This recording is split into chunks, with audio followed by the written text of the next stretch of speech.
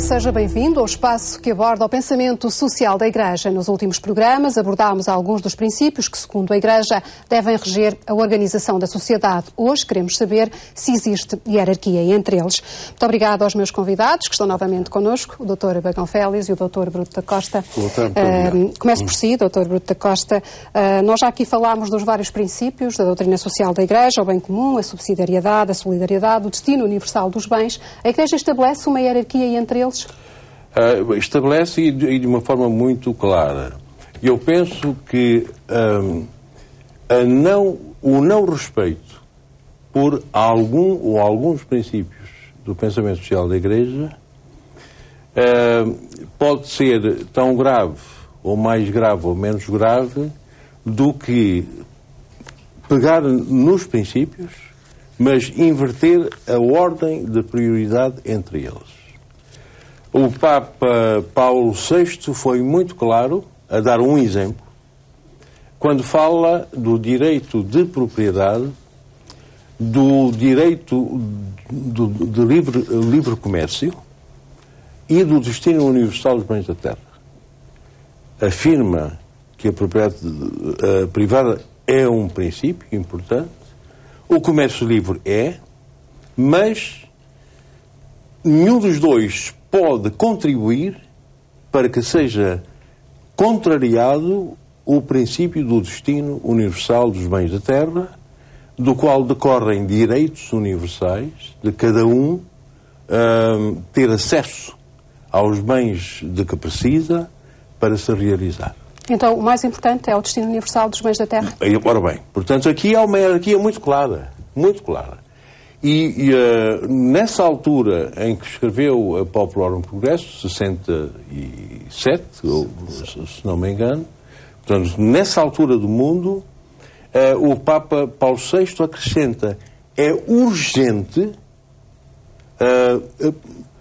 reconduzir estes princípios à sua importância de origem.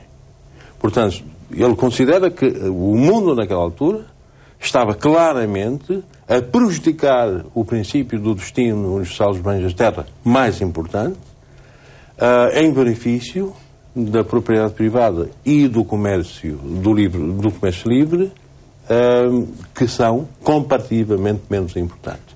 Daí que eu valorizo muito não só a totalidade dos princípios, mas a ordem, a importância relativa de uns em relação aos outros. Dr. Bagão Félix, também tem uma hierarquia para os princípios da doutrina social da Igreja? Ou a Igreja deve ter uma hierarquia? Acho que sim. O primeiro princípio é o princípio basilar da dignidade e da centralidade da pessoa humana. Desse decorre o princípio do bem comum. Do princípio do bem comum decorre o princípio da destinação universal dos bens.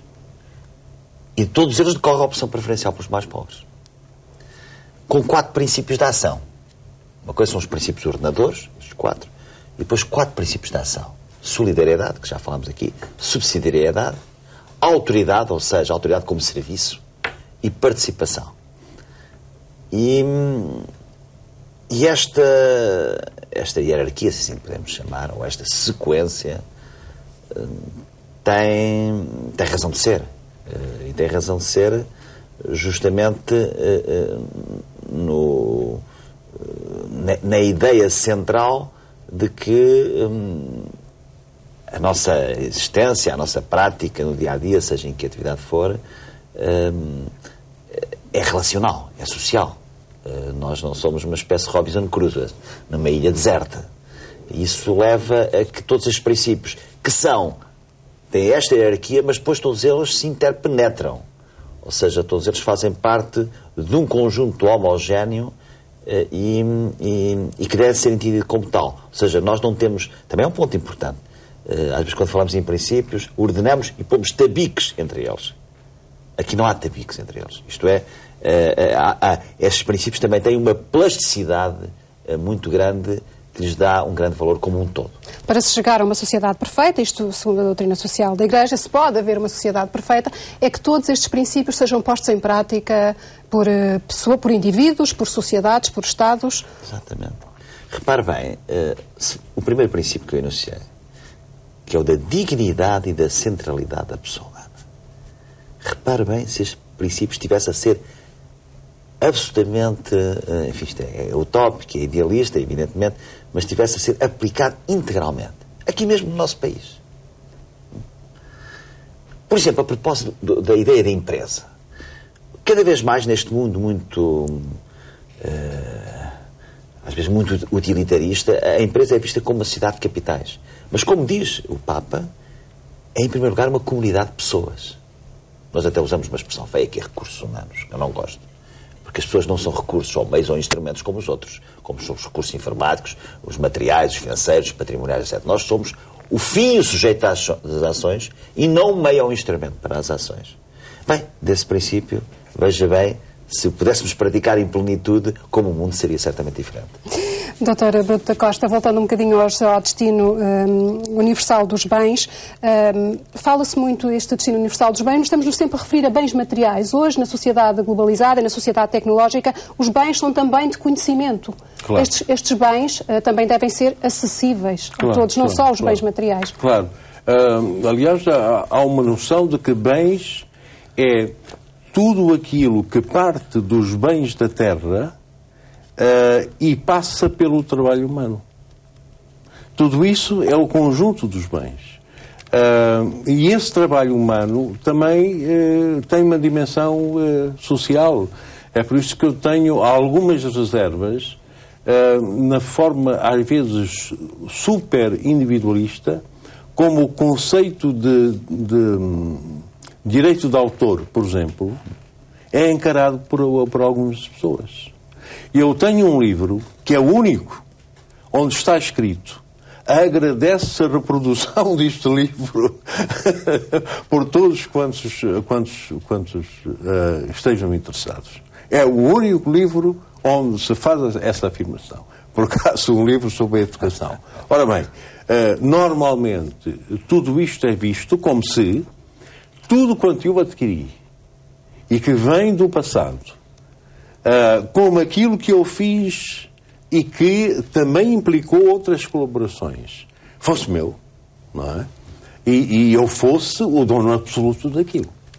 Portanto, desse ponto de vista, esta noção de que há uma hierarquia sobre os vários interessados, por exemplo, um ponto, já agora, porque tem nota do original, o Papa Bento XVI, na última encíclica, põe uma reserva que não é muito clara, mas que vale a pena ser estudada, sobre a quem é que pertence um poço de petróleo que existe num determinado local. O poço de petróleo pode não ser uma coisa tão limitada que o país onde ele se encontra considere: isto é meu, ponto final.